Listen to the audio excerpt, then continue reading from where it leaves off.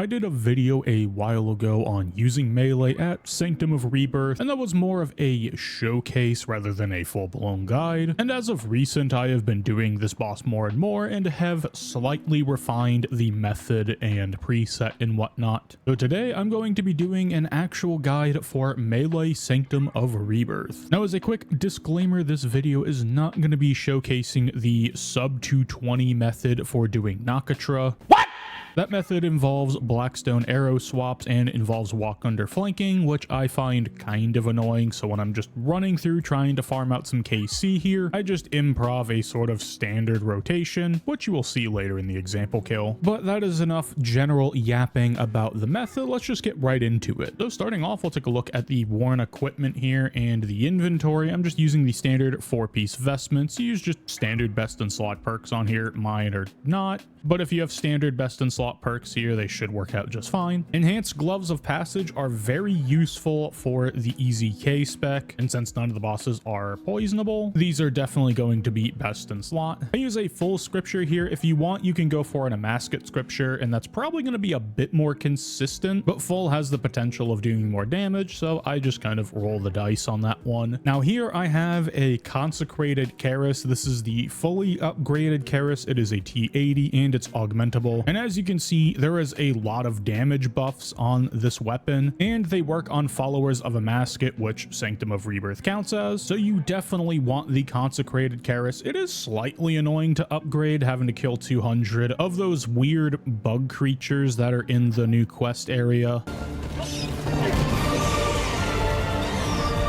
But once you do it, you never have to do it again, so just full send it. The offhand is standard best in slot, just a dark sliver of lang. I equipped the Nexus so that way my bone shield is T75. Champion's ring is nice for accuracy, especially on nakatra. Even with Zerk aura, you only get perfect accuracy when using the Keris because of its buffs, and using something like Reaver's ring is not going to be too helpful. Now, Desert Amulet wise, I do have the Desert Ami 4. The Desert Ami 3 will work perfectly fine. The only difference between these two is the 6 stat bonus on melee damage. Desert Ami 3 is 24, this one is 30. So if you really want to go and farm out the elite desert tasks, go for it, but if you just want to do the hards, there's no harm, no foul there. Per usual, if you have the normal mode Zuck cape, go ahead and use that. But if I had to venture a guess, if you're willing to use melee at Sanctum of Rebirth, you probably have the hybrid cape, so just go ahead and shove it into the preset. Keep your mind out of the gutter. Now in the inventory, there is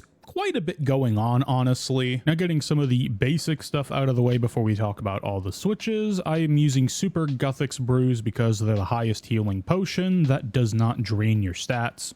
Overload only refreshes every 15 seconds, so if you're chugging down a bunch of super brews, your stats will be diminished and you will not be dealing ideal DPS. However, if you're at a boss where you're taking a significant amount of damage, it is definitely worthwhile to bring the super brews in those specific instances. However, at nakatra, you're not going to really be needing to heal that much, assuming you're avoiding all of the mechanics. Blue Blubbers are the highest healing combo eat that does not drain your adrenaline, so that's why we bring these. Dreadnips work on Kezalam, the second boss in Sanctum of Rebirth, and actually help out quite a bit for skipping some of these special attacks. Rune pouches, I just have 2 of them here because I am on the Lunar spellbook and I use it for Venge, Disrupt Shield, and my borrowed power is set to Smoke Cloud. If you want to save on borrowed power charges, you can go ahead and run the Ancient spellbook and spellbook swap over to these and maybe drop like the Vit Pot or something like that. Now, honestly, I almost never use the Vit Pot. It's pretty much just a panic button, but if you're already used to doing the whole reflect the magic onslaught and keeping soul split up, it is a significant amount of reflect damage. Now, I wouldn't do this in Zerk because it will just instantly kill you and it's not really worth the global cooldown in my opinion. But again, if you want to save on borrowed power, you could just drop this, do the normal stuff, and bring a 3rd pouch. Vuln bombs are pretty self-explanatory, nothing really too fancy there. Same with the overload in the preset. Armor spikes are just the primal abyssal armor spikes. Again, nothing too fancy here. They're best in slot. I believe believe these are tradable, but I just end up making them myself anyways. We're using spiritual prayer potions here because we're going to be on a Ripper demon. That kind of matches the setup with the full Aura Mascot scripture. Now I do bring a main hand Lang, and that is because not everything in the dungeon is susceptible to Keris, the most notable of which are the 2 obelisks on Kezalam. So I bring my main hand Lang along so I'm not just poking it with T80 damage. Jaws of the Abyss is very nice for adrenaline gain. Jaws of the Abyss is very nice for adrenaline gain during the easy K spec and pretty much anything else when you're not trying to go over 100% adrenaline. Physical easy K is kind of overkill. If you want to use a masterwork sword, go ahead. And we'll finally talk about the reason I have 4 EOFs here. This is disgusting. So just quickly naming them: Zeros God Sword, the Easy K, a Dark Shard of Lang, a Dark Shard of Lang. What are you doing? Huh? Disgusting. And a Dragon Longsword. Now a quick tip here, if you ever want to have a Lang EOF, I'll explain the reasoning behind it, but you don't have to toss a T95 main hand into it. The T85 and 95 share the same special attack. Both of them are Icy Tempest. So this EOF only cost me like 20-25 mil, something like that, for putting the spec in there anyways, compared to dropping a 1 bill weapon in there. Now the reason we want a Lang EOF is because we're using Keris a lot of the time, but Keris cannot activate the Icy Tempest spec. So we just put it inside of an EOF so we can activate it, and we're going to get all of the damage buffs from the Consecrated Keris for the Lang spec, and it can do quite a significant amount of damage. Dragon Longsword is slowly becoming my favorite melee EOF, even more so than Dragon Claw. It'll pretty much max out a hit every single time, especially in Zerk, for a pretty low adren cost, and I believe on average it's rivaling Dragon Claw in damage, although D-Claw I still believe is a bit stronger. But for only costing, I believe it's 23% adrenaline, definitely worthwhile to have as a filler. Now the other 2 I've gone over in the Raksha guide, but I will go over them here again. ZGS is pretty overkill to have inside of an EOF. I did this a long time ago because it was technically best in slot, but if you have a physical ZGS, just go ahead and bring that. There's no need to put one in an EOF. The only reason I have one in an EOF is the little auto attacks from the ZGS spec are dependent on the weapon tier that you are holding. So if you ZGS spec with like a Lang or a Easy K or a Masterwork sword, those autos will be T95 or T100. I assume they work with the innate mastery giving +5 damage and accuracy tiers, but I haven't tested this. I might have to at some point just to fully confirm that. But again, it's honestly overkill. Those autos don't really add up too much. That's a very, very minor damage buff. And the reason Easy K is in an EOF, this is classic melee, where we want to take advantage of the spear, increasing the duration of bleeds by 50%. And that works on the Easy K spec when it's inside of an EOF, because that's how you're able to combine these two. You can't really zero tick a Easy K spec into a spear. And honestly, that's about it for all of the gear and whatnot. If I load up the bank preset, I do use the Lantidime and the Spirit Weed incense sticks, and I do use Powder of Protection here because we're using the Desert Amulet. It doesn't have the EOF buff for your overheads, so I do go ahead and pop that. And there's no need to pop Powder of Penance. You're going to be slamming down spiritual prayers, and then obviously we're going to be using the Ripper Demon with a bunch of scrolls. And then from the bank, I also click a summoning renewal, and sometimes I click an Elder Overload for the start of the hour, but then use Overload later on from my inventory. Although now that I think about it, if you're banking in between every single kill and you don't want to use borrowed power on this setup, you could drop the Overload, and that would be much more sensible than dropping the Vit Pot. So that is something to consider. However, I believe I have yapped on long enough about all of the gear and the reasons why I'm bringing stuff. For aura selection, I use Zerker Aura. You definitely want the accuracy here. It is very important, but let's actually go ahead and get into an example run. Alrighty, first boss of the dungeon is vermyx. Now on all of these bosses, you can stand just outside of the starting distance, and then you can click in barge. Target cycle doesn't seem to work, but this first Zerk, I'm going to skip the A-pot so I can have A-pot for my second Zerk, but let's go ahead and do a vermyx kill. So I'll Zerk,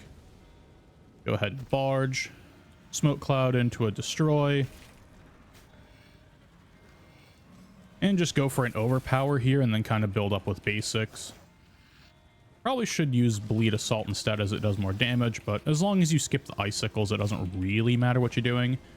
And here I'll just do a couple of abilities and then hit a res while getting the while standing in these gold squares to redirect the souls. And then I'll just barge over, drop a ZGS, and I'm gonna bleed a destroy again. G Fury into an overpower, maybe like Chaos Roar into a D-long spec.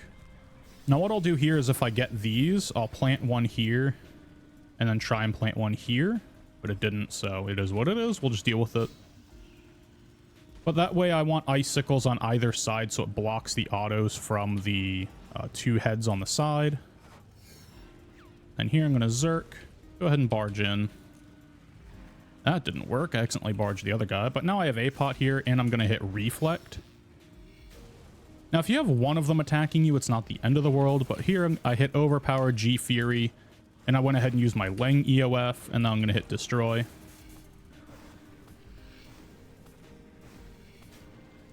Then maybe use a couple D long specs, and it should be the kill. And there you go. That is a vermyx kill with melee. The rotations are pretty straightforward. Did we get anything? Nope. 1.3 mil is not bad from this boss. But I'll just do a quick 30-second wrap-up of this boss. You Zerk without APOT. I used Bleed Destroy for some reason. Definitely use Bleed Assault and then just build back up. So you can do something like G Fury into Overpower. If G Fury gets consumed by your Assault, it doesn't matter. Crits are still crits. And Overpower is still going to absolutely cook. But then you go over, build a Dren off this guy using defensives and doing little squares. ZGS and then Roar Overpower or G Fury Overpower and Roar D-long. You can kind of play with the rotation here. Go over here, build up, and then Zerk with APOT, barge back in. Try not to goof your barge like I did, and then just delete the head. You should see anywhere from 120s to 130s. Alrighty, we are on to Kezalam. Now, this boss is kind of a pain, and this is where the Dreadnips come in. Well, let's go ahead and do a Kezalam. Now, I do use APOT on the starting Zerk, so we'll Zerk with APOT. And then barge, drop a Vuln Bomb, Smoke Cloud with Destroy this time because you want the stun. Hit our Assault, release our little Dreadnip. And then this one, I'll G Fury, Overpower, walk out a tile. Sometimes those attacks switch around, but it is what it is. Go for a full channel Flurry. And then here I'm going to stun again, and hit our Leng EOF. And that skipped the Icicle for now. Put on our Jaws of the Abyss, get some adrenaline here. Got a full proc, which is nice. You can also Vuln. I usually forget to Vuln these, and then I'll hit Chaos Roar into a Hurricane. And then just kind of build adrenaline on this guy. We're going to get the Icicles now. Make sure to use your Leng on the Icicles. The Keris doesn't work. Swap back over, and then I'm going to hit Zerk into a Divert, and then a Barge. Bleed the Destroy. Gonna build up with a couple basics here, because I know the attack's coming in. There's the Pain. And then I'll go ahead and hit a Assault. Overpower into a Leng EOF. We equip our Desert Amulet. We'll double a couple basics here. Maybe Hurricane with an Escape.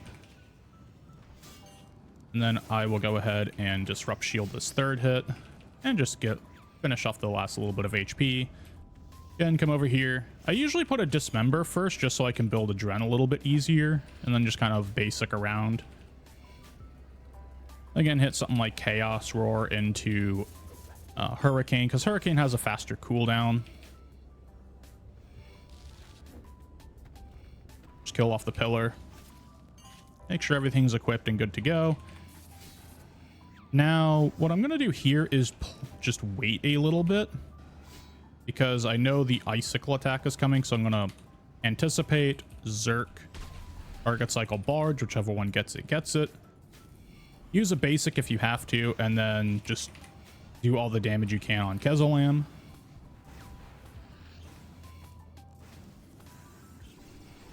And here you're going to get a Pain. And then go for something like a Leng EOF. Maybe a couple D-longs. Like a G Fury into a D-long. Should do it here. Not close. It was a 30k. We needed 32. but that's a kezalam. There are ways to go faster here. Like I've seen some kezalams in like the 210s, but typically that's what I do. I probably could have gotten away with just zerking immediately and then using a zerked ability to clear out the icicles, but I just wanted to play it safe there. There is a lot of room for improv on this boss. Didn't seem like we won there, so it is what it is. But now let's go ahead and do a nakatra. Alrighty, it is time for a nakatra kill. This is the meat and potatoes of this dungeon. This is where you have the chance to get a bunch of GP. And like I said in the other two bosses, you can stand on this tile here. You won't start the fight, but it allows you to barge in. Well, let's go ahead and get right into it. So we'll zerk with a pot and then barge. Smoke cloud into a destroy and hit our assault. G Fury and run out. Run back in with an overpower and hit flurry.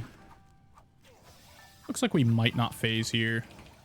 Yeah, so I'm going to hit divert and a reflect and a disrupt shield. And mage protect the third one. Roar, easy K and dive out. And just hit a couple bleeds here to get some adrenaline and some damage. Boost up our easy K a bit. Just going to go ahead and hit a preparation there. Do a ZGS and devotion this. Hit a fifth and final bleed. Now this attack, you have devotion up so you can just go through. And then I'll hit an overpower into a flurry for a couple of hits. And just kind of dive around, swap back to the other helmet, anticipate, zerk, and then barge in. Lead the assault. I'm just watching the HP here. It's pretty close to phase, so I'm just going to go ahead and hit some basics here. Stun this guy. Maybe another ability to persuade him to die. Stun that one, and then overpower over on this guy. Fury when I run out, hit another ability, and then dive surge over here. And then here, what I like to do is actually use my Lang swords to try and build up a couple of stacks. Use like an assault and a destroy or something like that. Just kind of improv threshold damage here. And I already got my stack, so I'll go back to Keris now just to kill this guy off. And hopefully kill it there, and then run in with a overpower into a Lang spec, or the EOF. And that was a really good pre-phase, almost sub 400k. Put on our amulet back on, and here I just hit reflect, rock the little smoke cloud. Maybe bleed a flurry on one, put another, like a dismember on this guy. Just kind of basic. Go ahead and memorize the two icons. Go to the one that doesn't match. And then I'm going to look at this bar and zerk when it fills up to there. Barge, smoke cloud destroy, toss a Vuln bomb. I'm going to hit overpower early into a G Fury and then assault. And then I like to run under. There's a couple other methods you can use to do this, but right as you see it close. And then once that auto hits, I'm going to divert into a devotion, into a Lang EOF, chaos roar, dive out, and then run back in with an easy K, a couple bleeds, and just keep diving out as needed.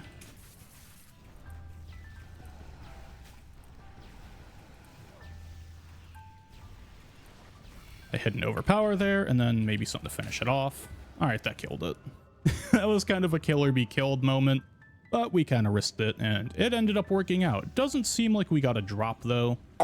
But on average, I'm seeing around a low 3-minute if I get the one cycle with melee. And honestly, having the Lang EOF, like I mentioned in the gear portion, you don't need to put a T95 Lang in here. The T85 has the same spec, so you can just toss that in. It's only like 20 mil or so. And if I don't see the one cycle for whatever reason, like if I just min hit everything, or I really goof up, or I get really unlucky with the patterns, then it's like a 330 to 350 kill time. And it was a little harder for me to commentate on these, like what I'm doing, but hopefully you have the examples that you can just watch, or maybe watch them muted over again, just to see exactly what I'm doing. And just like any other bossing experience, there is going to be variance here. And as as you do kills here and run through the dungeon, you will learn what the variance is. You will figure out backup rotations for when things don't quite go your way, or if you get skips that you don't normally see. Like on phase 1, when I'm trying to skip the magic onslaught, it usually depends on if I get a full proc or not. So I'll usually reflect that one if I get it and just kind of improv from there. But if I skip it, then I just go ahead and go with a Zerk rotation on as normal and use the divert on the second magic, well, technically be the first magic onslaught of that specific kill, but you know what I mean. Anyways, ladies and gentlemen, I'm going to call the guide there. Thank you very much for watching. Your viewership is greatly appreciated. Have a wonderful morning, evening, afternoon, nighttime, whatever it is, wherever you are, and I will see you next time for the next guide.